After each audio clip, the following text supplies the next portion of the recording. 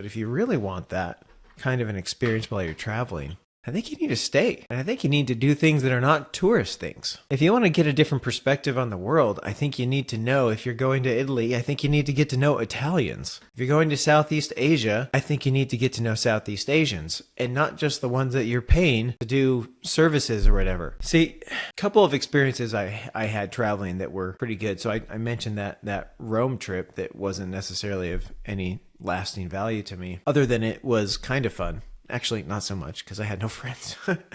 But I did that on the way going to the Middle East. And I was in the Middle East for 3 months. And, the point was to try to learn the language and to get a heavier dose of, the Middle East and try to understand the place a little better. There was some value to that. 3 months wasn't quite as much as I would have liked to really deeply get to know that place. But it was a good dose. As far as what I got out of it, I got something out of that.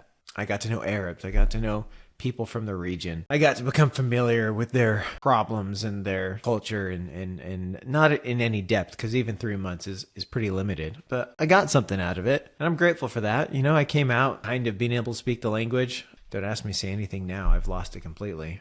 But best travel experience I had was when I went to the Philippines, and I was there for a couple of years. And I got to know Filipinos extremely well. I got to know the language where I was at really pretty good.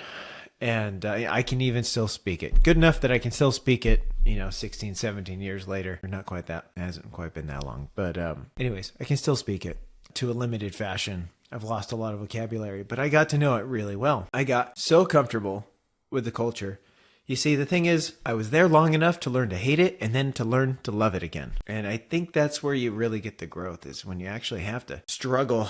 And I got to know Filipinos, and I was around Filipinos all the time. I got a different perspective of the world. I got exactly what people are trying to get when they travel.